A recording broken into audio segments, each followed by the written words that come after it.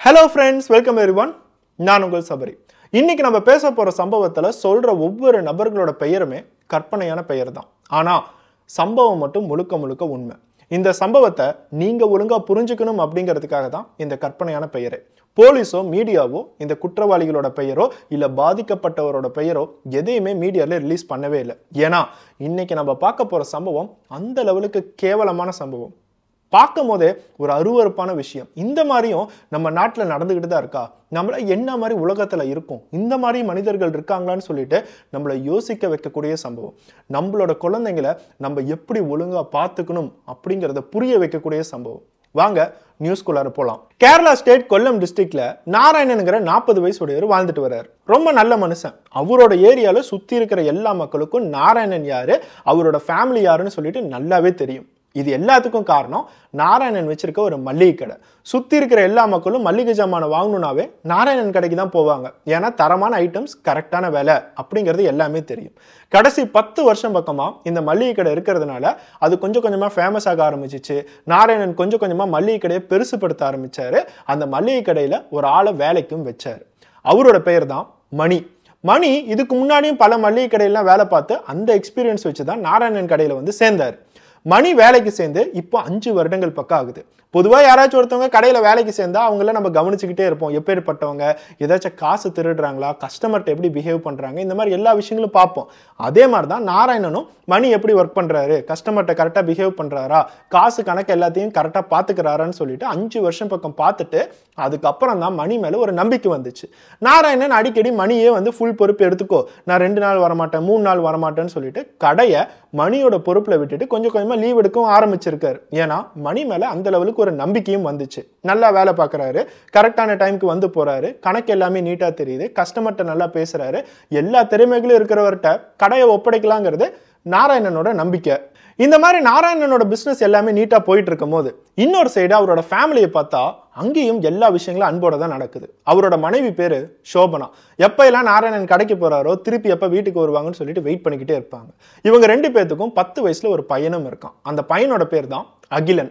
அகிலனுக்கு 10 வயசு அப்படின்னா அவன் படிக்கிறது ஒரு 4வது இல்ல 5வது படிக்கிற பையன். பக்கத்துல இருக்கிற ஒரு மெட்ரிக் கான்வென்ட் ஸ்கூல்ல தான் அவன் படிக்கிறான்.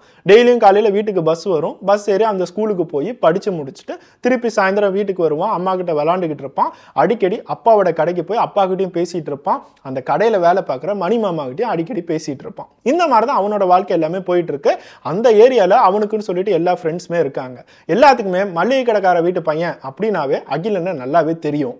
இந்த மாதிரி நாராயணனோட ஃபேமிலியில எல்லா விஷயங்களுமே நீட்டா போயிட்டு இருக்கு. ஒரு பக்கம் வருமானமும் வந்துகிட்டு இருக்கு, இன்னொரு பக்கம் குடும்பமும் நிம்மதியா இருக்கு. அப்போதான் நாராயணனோட மனைவியான சோபனா கொஞ்சம் கொஞ்சமா அவங்களோட பையனான அகிலன்ட்ட சில மாற்றங்களை கவனிக்க ஆரம்பிச்சாங்க. எப்ப பார்த்தாலும் என்னோட போன் எடுத்துக்கிட்டு அவன் பாட்டுக்கு பெட்ரூமுக்கு போய் போனையே பார்த்துட்டு இருக்கான். புக்கை பார்த்து படிச்சு ரொம்ப டேலண்டடா இருந்தவன் கொஞ்சம் கொஞ்சமா போன் பார்க்க ஆரம்பிச்சதுக்கு அப்புறம் புக்கையே தொட மாட்டேங்கிறான். ரேங்கிங் வேற கொஞ்சம் கொஞ்சமா குறைஞ்சிக்கிட்டே வருது. அவனோட படிப்பும் கொஞ்சம் கொஞ்சமா குறைஞ்சிக்கிட்டே வருது. கான்சென்ட்ரேட் பண்ண மாட்டேங்கிறான். ஏதோ ஒரு விஷயத்த எப்ப பார்த்தாலும் நினைச்சுக்கிட்டே இருக்கான். என்னதான் அவன் நினைக்கிறான்னு சொல்லிட்டு சோபனாவால கண்டே பிடிக்க முடியல. அவன் பையன் மேல இன்னும் கொஞ்சம் கேர் எடுக்க ஆரம்பிச்சாங்க. அப்பப்போ மொபைல் வாங்கி நீ மொபைலே பார்க்க கூடாதுன்னு சொல்லிட்டு ரொம்ப கடினமா அவங்ககிட்ட நடக்க ஆரம்பிச்சாங்க. ஏன்னா நல்ல ரேங்கிங் வாங்குற பையன் திடீர்னு எல்லா விஷயங்களும் குறைஞ்சு போன்லேயே கான்சென்ட்ரேட் பண்ணிட்டு இருந்தானா ஒரு அப்பா அம்மாவா இருந்து நாம தான் எல்லா விஷயங்களும் பண்ணணும். இது நாராயணனும் கொஞ்சம் கொஞ்சமா கவனிச்சுக்கிட்டு வந்தாரு. சோபனா கிட்ட அடிக்கடி ஏன் அவன் போனையே வச்சிட்டு இருக்கான், ஏன் படிக்க மாட்டேங்கிறான்னு சொல்லி கேட்டுக்கிட்டு தான் இருந்தாரு. ஆனா அவங்க 2 பேத்துக்குமே நம்மளோட பையன் கிட்ட என்ன மாற்றங்கள் வருதுன்னு சொல்லிட்டு ஒண்ணுமே புரியல. சரி, பையன் கொஞ்சம் கொஞ்சமா பெரிய பையன் ஆகிறான். இவனுக்கு போன் பார்க்குற ஆசைகள் இருக்கும், வெளியில சுத்துற ஆசைகள் இருக்கும். இந்த மாதிரி அவனோட சேஞ்சஸ் எல்லாத்தையுமே ஒரு நார்மலான விஷயமா தான் சோபனாவும் கொஞ்சம் கொஞ்சமா யோசிச்சுக்கிட்டு வந்தாங்க. ஆனா இந்த எல்லா விஷயங்களுமே முறியடிக்கிற மாதிரி அன்னைக்கு சோபனாவோட லைஃப்ல நடந்துச்சு. கரெக்டா 4 வருடங்களுக்கு முன்னாடி 2019வது வருடத்துல சோபனா அவங்க பையன் மொபைல்ல என்னதான் பார்த்துட்டு இருக்கான்னு சொல்லிட்டு திடீர்னு அந்த ரூம்குள்ளார நுழைஞ்சு பார்த்துருக்காங்க. அகிலனும் மொபைலை பார்த்துட்டு இருக்கும் போது அந்த பெட்ரூமை தாழ் போட மறந்துட்டான். கதவு ஓப்பனாவே இருந்ததுனால சோபனாக்கு அது ஒரு சான்ஸ். திடீர்னு வந்து அகிலனோட மொபைலை வாங்கி பிடுங்கி பார்க்கும் போது வெறும் 4வது 5வது படிக்கிற பையன் பார்க்கக்கூடிய விஷயமா இதுன்னு சொல்லிட்டு அவங்க அம்மாவுக்கு அப்படிப்பட்ட ஷாக்கிங். அவன் பார்த்துட்டு இருக்கிறது ஒரு பான் வீடியோ. அந்த பான் வீடியோலையும் ஓரின சேர்க்கல், ஹோமோசெக்சுவல், கே ரிலேஷன்ஷிப்னு சொல்லுவாங்க பார்த்தீங்களா, அவங்களோட பான் வீடியோவை அவன் பார்த்துட்டு இருக்கான். எப்படி இவன் ஒரு 4வது 5வது படிக்கிற பையனுக்கு இதை பார்க்கணும்னு சொல்லிட்டு எப்படி தோண ஆரம்பிச்சிச்சு. அது மட்டும் இல்லாமல் இந்த ஒரு கே ரிலேஷன்ஷிப்பை பார்க்கணும்னு சொல்லிட்டு எதனால் இவனுக்கு தோணுது? அந்த அம்மாவுக்கு மனசு பதறுது. நம்ம பையனுக்குள்ளார என்ன நடந்துச்சு, நம்ம பையன் ஒருவேளை ஒரு கேவா, இல்லை நம்ம பையனுக்கு வேற யாராச்சும் கற்றுக் கொடுத்துட்டு இருக்காங்கன்னு சொல்லிட்டு ஏகப்பட்ட விஷயங்கள் தோணுது. ஒரு பக்கம் கோவத்தில் அவனை போட்டு கண்டபடி அடிக்க ஆரம்பிக்கிறாங்க. அப்பா கடையிலேருந்து வரட்டும், உடனே உன்னை பற்றி நான் சொல்கிறேன்னு சொல்லும் போது அகிலனால் அழுகியை தாங்க முடியல. அம்மா மன்னிச்சிருங்கம்மா, அப்பாட்ட மட்டும் சொல்லிடாதீங்கம்மான்னு சொல்லிட்டு கதறி அழுகுறான். ஆனால் உடனே நாராயணன் இந்த சத்தத்தை எல்லாம் கேட்டு கடையிலேருந்து வீட்டுக்கு வராரு. வீட்டுக்கு வந்ததுக்கப்புறம் சோபனா எல்லா விஷயங்களுமே நாராயணன்கிட்ட சொல்கிறாங்க. 2 பேருமே சேர்ந்து அகிலனை உட்கார வச்சு, யார் இந்த வீடியோ உனக்கு பார்க்க கற்றுக் கொடுத்தா, இதுக்குள்ளார என்ன நடக்குதுங்கிறது உனக்கு தெரியுமா அப்படிங்கிறத கேட்க ஆரம்பிச்சிருக்காங்க. அப்போ அகிலன் சொன்ன விஷயம், ஒரு அப்பா அம்மாவா இருந்து இவங்க 2 பேர் இது வரைக்கும் என்னோட பையன் கிட்ட இவ்வளோ விஷயங்கள் நடந்திருக்கு, ஆனால் ஒரு அப்பா அம்மாவா எங்களுக்கு தெரியலையேன்னு சொல்லிட்டு வெக்கப்பட ஆரம்பிச்சிருக்காங்க. அகிலன் அவ்வளோ பெரிய ஷாக்கிங்கான விஷயமாவும் ஒரு அருவருப்பான விஷயமாவும் அவங்க கிட்ட சொல்லியிருக்கான். அகிலன் இந்த விஷயத்த சொல்ல ஆரம்பிக்கும் போதே ஒரு அப்பா அம்மாவா இருந்து உடனே அகிலனை பக்கத்தில் இருக்கிற போலீஸ் ஸ்டேஷனுக்கு கூட்டிட்டு போயிருக்காங்க. போலீஸ் ஸ்டேஷனுக்கு கூட்டிட்டு போய் எங்க கடையில வேலை பார்க்குற மணி அப்படிங்கிற 40 வயசு உடையவன் மேல ஒரு கம்ப்ளைண்ட் தரணும் அப்படிங்கிறத சொல்லியிருக்காங்க. அவங்க சொல்ற ஒரே complaint Bosco, child sexual abuse அப்படிங்கிற ஒரு கம்ப்ளைண்ட்டை தான் அந்த மணி மேலே கொடுக்குறாங்க. போலீஸ் இது எல்லா விஷயங்களும் கேட்டு அந்த பையன்கிட்ட விசாரிக்கும் போது தான் அவன் ஒவ்வொரு உண்மையான ஷாக்கிங்கான விஷயங்களும் சொல்ல ஆரம்பிக்கிறான். கொஞ்சம் மாதங்களுக்கு முன்னாடி மணி மாமா என்கிட்ட மொபைலில் இந்த வீடியோவை காமிச்சாரு. ரொம்ப நாட்களாகவே அவர்கிட்ட நான் நல்லா தான் பேசிகிட்டு இருப்பேன், என்கிட்ட ரொம்ப ஃப்ரெண்ட்லியாக தான் பழகுவார். அடிக்கடி சில வீடியோகள்லாம் என்கிட்ட காட்டுவார், சினிமா வீடியோன்னு சொல்லிட்டு நானும் பார்த்துக்கிட்டே இருப்பேன். அது கூடவே தான் இந்த வீடியோவும் அவரோட ஃபோனில் இருந்துச்சு, அதையும் காட்டினார். இதில் என்னென்னமோ விஷயங்கள்லாம் பண்ணாங்க, எனக்கு பெருசாக தெரியல. அதுக்கப்புறம் என்னென்ன பண்ணணும்னு சொல்லிட்டு அவர் எல்லா விஷயங்களும் சொன்னார். இப்படி தான் எல்லாமே பண்ணுவாங்க அப்படிங்கிறதையும் என்கிட்ட சொன்னார். இதையும் தாண்டி இந்த வீடியோவில் என்னென்னலாம் செய்கிறாங்களோ, அந்த பான் வீடியோவில் ஹோமோசெக்சுவலாக என்னென்னலாம் செய்கிறாங்களோ அது மணிமாமா என்கிட்ட செய்ய ஆரம்பித்தார் அப்படிங்கிறத சொல்லும் போது தான் போலீஸாலே நம்ப முடியல. லிட்ரலாக அந்த 40 வயசுடைய மணி இந்த 10 வயசு அகிலங்கிற பையனை கொஞ்சம் மாதங்களாகவே ரேப் பண்ணிட்டு வந்துட்டு இருக்கான். ரேப் பண்ணது மட்டும் இல்லாமல் அந்த பையனோட மைண்டில் இப்படி தான் எல்லா விஷயங்களும் நடக்கும், உலகத்தில் எல்லாமே இதை தான் பண்ணுறாங்கன்னு சொல்லிட்டு அந்த செக்ஷுவல் வீடியோவை காட்டி காட்டி அவனை அடிக்ட் ஆக ஆரம்பிச்சிருக்கான். நினச்சி பாருங்க, வெறும் 4வது 5வது படிக்கிற பையன்கிட்ட போய் ஒரு பான் வீடியோவை காட்டி இப்படிதான் செய்யணும், அப்படிதான் செய்யணும், இப்படிதான் நடக்குதுன்னு சொல்லும் போது அவனை எவ்வளோ ஈஸியாக பிரெயின் வாஷ் பண்ண முடியும். அகிலனும் இந்த எல்லா விஷயங்களும் பார்த்தோன்னே புதுசா ஒரு விஷயங்களை பார்க்கும் போது சில பேருக்கு இன்ட்ரெஸ்ட் வரதா செய்யும். அதை இன்ட்ரெஸ்டடா பார்க்க ஆரம்பிச்சிருக்கான். அவன் இன்ட்ரெஸ்டடா பார்க்க ஆரம்பிச்சதை மணி கொஞ்சம் கொஞ்சமா கவனிச்சு அவன் அடிக்ட் ஆக்கலான்னு சொல்லிட்டு பிளான் பண்ணி, அது மட்டும் இல்லாம அந்த அகிலனை கொஞ்சம் கொஞ்சமா அதே கடையில எப்ப எல்லாம் நாராயணன் இல்லையோ அகிலனை வர வச்சு ரேப் பண்ணியிருக்கான். அகிலன் போலீஸ் ஸ்டேஷன்ல சொன்ன எல்லா விஷயத்தையும் கேட்டோன்னா போலீஸ் டிபார்ட்மெண்ட்டுக்கே ரொம்ப பெரிய அதிர்ச்சி. இந்த மாதிரி அருவருப்பான விஷயத்தையும் எப்படிதான் இவங்களால செய்ய முடியுது, சின்ன பையன் கூட பார்க்காம ரேப் பண்ணியிருக்காங்களேன்னு சொல்லிட்டு உடனே நாராயணனோட கடைக்கு போறாங்க. மணியை இம்மீடியட்டா அரெஸ்ட் பண்றாங்க. மணியை அரெஸ்ட் பண்ணி கஸ்டடியில கொண்டுட்டு போய் மணி கிட்ட எல்லா விஷயங்களும் விசாரிக்கும் போது தான் அகிலன் சொன்ன விஷயத்தையும் தாண்டி சில உண்மைகள் எல்லாமே வெளியே வந்திருக்கு. மணி சொன்ன ஒரே ஒரு விஷயம், 10 வருஷத்துக்கு முன்னாடியே எனக்கு உடம்பு ரொம்ப கெட்டு போக ஆரம்பிச்சிச்சு. அடிக்கடி என்னோட உடம்புல சோர்வு ஆக ஆரம்பிக்கும், அடிக்கடி என்னோட உடம்புல ஏதோ ஒரு பிரச்சனை வந்துக்கிட்டே தான் இருக்கும். அதனால் நான் ஒரு டாக்டர்கிட்ட போனேன். அந்த டாக்டர் ஒரு டெஸ்ட் எடுத்தார். டெஸ்ட் எடுத்து எனக்கு HIV பாசிட்டிவ் அப்படிங்கிற ரிசல்ட்டை தந்தாருன்னு சொல்லும் போது நாராயணன் ஆகட்டும், சோபனாவாகட்டும், அந்த போலீஸ் ஸ்டேஷனில் எல்லாத்துக்குமே ஒரு பெரிய அதிர்ச்சி. இவன் ஒரு HIV பாசிட்டிவ் பேஷண்ட், அதுக்கான மெடிசன்ஸை அதுக்கான ட்ரீட்மெண்ட்டை கடைசி 10 வருஷம் பக்கமாக எடுத்துக்கிட்டு தான் இருக்கான். ஆனால் யாருக்கிட்டையும் சொல்லவே இல்லை. இவனோட ஃபேமிலியை பற்றி பார்த்தா இவனோட ஃபேமிலியில் யாருமே இல்லை. இவனுக்குன்னு சொல்லிட்டு அப்பா அம்மா இந்த மாதிரி சொந்தங்கள் எதையுமே இவன் போலீஸ்ட்ட சொல்லவே இல்லை. இவனுக்குன்னு ஒரு கல்யாணம் நடந்திருக்கு, அந்த மனைவியும் எய்ட்ஸ் வந்து தான் இறந்துருக்காங்க. ஆனால் அது கூட யாருக்கும் தெரியல. இவனுக்கு எய்ட்ஸ் இருக்குதுங்கிறதே டோட்டலாக எல்லாத்திலையுமே மறைச்சி இவன் வாழ்ந்துட்டு இருக்கான். இருந்தாலும் எதுக்காக இந்த 10 வயசு பையனை இப்படி பண்ணுன்னு கேட்கும் போது அவன் சொன்ன ஒரு விஷயம் இருக்கு பாருங்க. 10 வருடங்களுக்கு முன்னாடி எனக்கு எப்படி எய்ட்ஸ் வந்துச்சு அப்படிங்கிறதே எனக்கு தெரியல. யாரோ ஒருத்தி என்கிட்ட கொடுத்துருக்கா. நிறைய பேத்துக்கிட்ட நான் போவேன், நிறைய ப்ராஸ்டியூஷன் சென்டருக்குலாம் போவேன். அவங்கள யாரோ ஒருத்தவங்க கொஞ்சம் கேர் எடுத்துருக்கலாம்ல. எதுக்காக எனக்கு எய்ட்ஸ் கொடுத்தாங்க? இப்போ 10 வருஷம் பக்கமாக நான் மெடிக்கேஷனில் தான் இருக்கேன். நான் படுற கஷ்டத்தை இன்னும் நிறைய பேத்துக்கு பண்ணுன்னு சொல்லிட்டு நான் நினச்சேன். அதனால தான் ஒவ்வொருத்தவங்க கூட நான் உறவு வைக்க ஆரம்பித்தேன். இது வரைக்கும் என்னால் எத்தனை பேத்துக்கு ஸ்ப்ரெட் ஆயிருக்கு அப்படிங்கிறது எனக்கே தெரியாது. எத்தனையோ பேர் கூட நான் உறவு வச்சிருக்கேன். இந்த 10 வயசு பையன் அப்படிங்கிறவன் எத்தனையோ பேத்துல ஒருத்தவன் தான் சொல்லும் போது போலீஸ்க்கு ஒரு பெரிய அதிர்ச்சி. பொதுவாக ஹெச்ஐவி பாசிட்டிவ் அப்படின்னு நினைக்கும் போது ஓகே இவங்க வந்து உடம்பு சரியில்லாமல் இருப்பாங்க, இவங்களுக்கு கரெக்டான கேர் கொடுக்கணுங்கிறது தான் மக்கள் எல்லாமே இப்போ யோசிச்சுட்டு இருக்காங்க. ஹெச்ஐவி பாசிட்டிவ் அப்படின்னாவே தள்ளி வைக்கிற மக்கள் எல்லாமே இப்போ அவங்களுக்கு எக்ஸ்ட்ரா கேர் கொடுக்கணும், அவங்களால யாருக்கும் எந்த ஆபத்தும் இல்லைங்கிறத கொஞ்சம் கொஞ்சமாக புரிஞ்சுக்க ஆரம்பிச்சாங்க. ஆனால் இந்த மாதிரி கேவலமான ஒருத்தவனால திருப்பி மக்கள் பழைய நிலைமைக்கு போயிடுவாங்களோன்னு சொல்லிட்டு எல்லாத்துக்குமே ஒரு பெரிய பயம் தான் வர ஆரம்பிச்சிச்சு. எவ்வளோ பெரிய சேடிஸ்டாக இருந்தால் நமக்கு வந்திருக்க ஒரு நோயை வாண்டடாக எல்லாத்துக்குமே பரவணும் அப்படிங்கிறத தாண்டியும் அந்த 10 வயசு பையனை ரேப் பண்ணி அவனுக்கும் அந்த நோயை கொடுக்கணும்னு சொல்லிட்டு அவன் நினைச்சிருப்பான். உடனே அகிலனை ஹாஸ்பிட்டலுக்கு கொண்டுட்டு போறாங்க. இன்னொரு சைடு மணியும் ஹாஸ்பிட்டலுக்கு கொண்டுட்டு போய் மணி சொல்றது உண்மைதானா அப்படிங்கிறத செக் பண்றாங்க. அவன் சொல்றது முழுக்க முழுக்க உண்மை. அவன் ஒரு HIV பாசிட்டிவ் பேஷண்ட். அந்த 10 வயசு பையனான அகிலன் மேல எல்லா டெஸ்டையுமே எடுக்கிறாங்க. இது வரைக்கும் எடுத்த எல்லா டெஸ்ட்லயுமே HIVங்கிறது நெகட்டிவ் அப்படிங்கிறது தான் வந்திருக்கு. ஆனா அகிலனுக்கும் மணிக்கும் ஒரு செக்ஷுவல் ரிலேஷன்ஷிப் நடந்திருக்கு. பொதுவாகவே இந்த HIV அப்படிங்கிறது செக்ஷுவலி டிரான்ஸ்மிட்டட் டிசீஸுங்கிறத நம்ம படிச்சிருக்கோம், நம்ம எல்லா இடத்துலையும் பார்த்துருக்கோம். இந்த அகிலனுக்கு வராததுக்கு காரணம் நிறைய விஷயங்களா இருக்கலாம். மணி ஒரு பக்கம் நிறைய மெடிகேஷன்ஸ் எடுத்துட்டு இருக்காரு, அதனால அந்த HIV அப்படிங்கிறது டிரான்ஸ்மிட் ஆகாமல் இருக்கிறதுக்கு வாய்ப்புகள் இருக்கு. இருந்தாலும் 2 வருஷம் 3 வருஷம் கழிச்சு தான் இந்த அகிலன் அப்படிங்கிறவருக்கு வேற சில டெஸ்ட் எல்லாம் எடுத்து இவருக்கு HIV இருக்கா இல்லையாங்கிறத கண்டுபிடிக்க முடியுங்கிறத ஹாஸ்பிட்டலில் சொல்லியிருக்காங்க.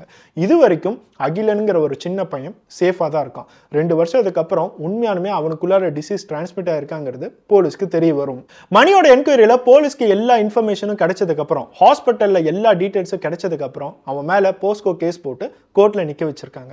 கோர்ட்டில் இந்த கேஸ் நடக்கும் போது ஒவ்வொரு நாளும் பார்க்குற எல்லா மக்களுக்கும் இந்த மாதிரி ஆட்கள் இருப்பாங்களா, இந்த லெவலுக்கு சேடிஸ்டா இவ்வளோ கேவலமான விஷயத்த பண்ணுவாங்களா, நம்மள என்ன மாதிரி உலகத்துல இருக்கும் அப்படிங்கறது எல்லாத்தையும் யோசிக்க வச்சிருக்கு. ஜட்ஜ் முதற்கொண்டு இவனை பார்த்து பயந்திருக்காரு. இவனையெல்லாம் நம்ம வெளியே விட்டோம் அப்படின்னா நாடே என்ன லெவலுக்கு இவங்களாம் மாத்திருவாங்கன்னு சொல்லிட்டு ஜட்ஜுக்கே புரியல. இந்த கேஸ் கொஞ்சம் வருடங்களாக நடந்துகிட்டே தான் இருந்திருக்கு. பொதுவாகவே நம்ம நாட்டில் ஒரு கேஸை போட்டோம் அப்படின்னா கோர்ட்டில் எந்த லெவலுக்கு மூவ் பண்ணுவாங்கன்னு சொல்லிட்டு உங்களுக்கு நல்லாவே தெரியும்.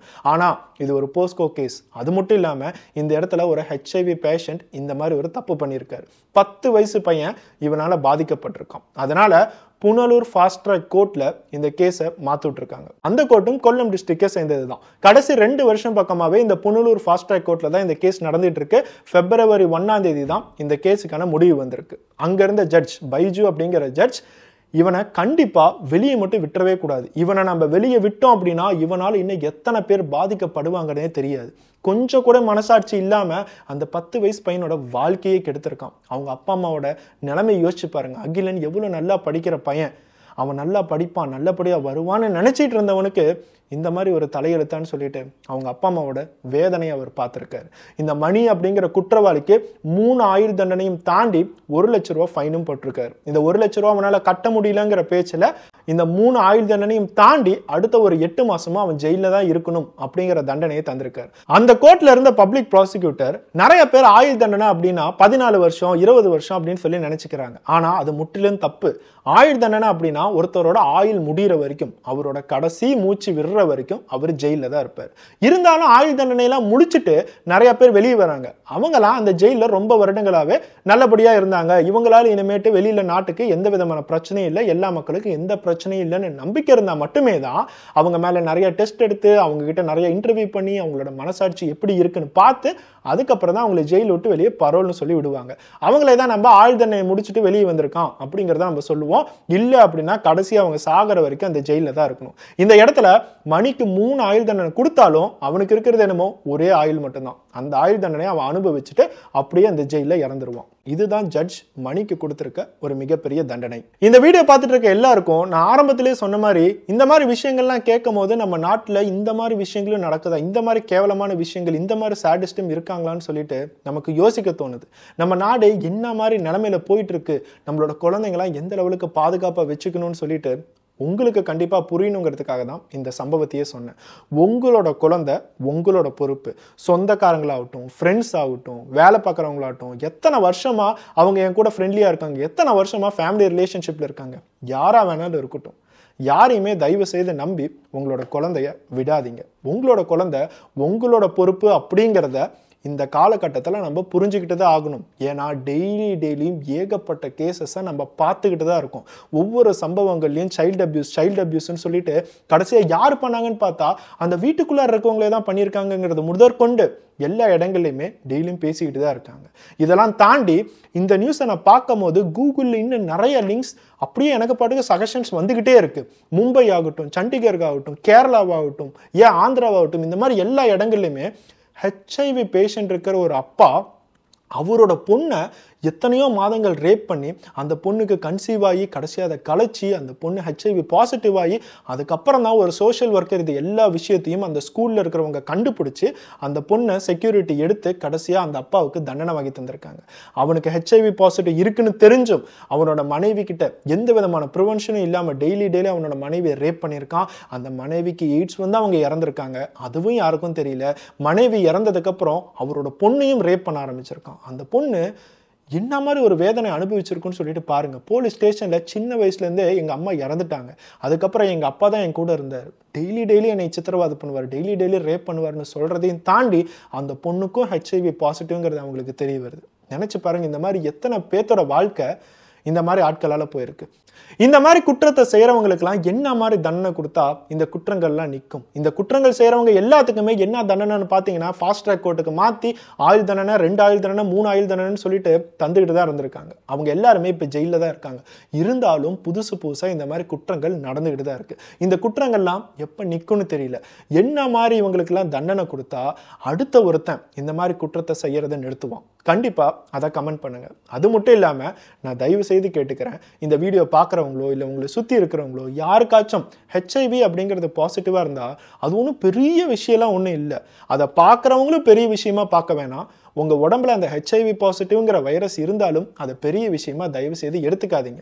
இப்போ நம்ம இந்த மணியோட கேஸில் எனக்கு ஹெச்ஐவி வந்துடுச்சு அப்படிங்கிற ஒரு கோவத்தில் தான் அவன் எல்லாத்துக்குமே ஸ்ப்ரெட் பண்ணணும்னு நினச்சிருக்கான். அந்த கோவப்படுறதுக்கான தேவை என்ன? ஹெச்ஐவி அப்படிங்கிறது ஒரு வைரஸ், அது உங்கள் உடம்புக்குள்ளார வந்துடுச்சு அப்படின்னா நிறைய பேத்துக்கு பரவறதுக்கான சான்சஸே இல்லை. பொதுவாக ஃபீவர், கோல்டு அப்படிங்கிற ஒரு விஷயம் நிறைய பேத்துக்கு பரவும். ஆனால் இந்த ஹெச்ஐவி அப்படிங்கிற ஒரு விஷயம் பரவறதுக்கான சான்சஸ் சில இடங்கள்ல தான் இருக்குது. மொதல் விஷயம் அன்ப்ரொடெக்டட் செக்ஸ். ரெண்டாவது விஷயம் பிளட் டிரான்ஸ்ஃபியூஷன் மூலிமா. அதுக்கெல்லாம் சான்ஸே இல்லை. நீங்கள் ஒவ்வொரு ஹாஸ்பிட்டலுக்கு போய் நீங்கள் பிளட் கொடுக்கறதா இருந்தாலும் பிளட் வாங்குறதா இருந்தாலும் மொதல் விஷயம் சில பேசிக் டெஸ்ட்லாம் பண்ணி இந்த மாதிரி வைரஸ் இருக்கான்னு பார்த்துட்டு தான் அவங்க பிளட் டிரான்ஸ்ஃபியூஷனே எல்லா விஷயங்களும் பண்ணுவாங்க. இந்த மாதிரி சில ரொம்ப ரேரான விஷயங்களால் மட்டும்தான் இந்த ஹெச்ஐவி அப்படிங்கிறது டிரான்ஸ்மிட்டே ஆகும். உங்களோட உடம்புக்கு என்ன ஆகும்னு பார்த்தா உங்களோட உடம்பு கொஞ்சம் பாதிப்படைய செய்யும். அதுக்கான ட்ரீட்மெண்ட் எல்லாமே ரொம்ப ஹைலி எக்யூப்டாகவே வந்துருச்சு. உங்களோட எதிர்ப்பு சக்தியை கரெக்டாக வச்சுக்கிட்டிங்கனாவே எல்லா மக்களும் எப்படி கடைசி 80-90 வரைக்கும் வாழுவாங்களோ அதே மாதிரி நீங்களும் 80-90 வரைக்கும் வாழ முடியும். அப்படி வாழ்ந்துக்கிட்டு தான் இருக்காங்க. அதனால் தயவு செய்து இந்த ஹெச்ஐவி அப்படிங்கிற ஒரு விஷயத்தை ரொம்ப பெருசாக, ரொம்ப பெரிய குற்றமாக இந்த மாதிரி விஷயங்களை பார்க்குறத தயவு செய்து விட்டுருங்க. நெக்ஸ்ட் ஒரு வீடியோவில் பார்ப்போம். பை.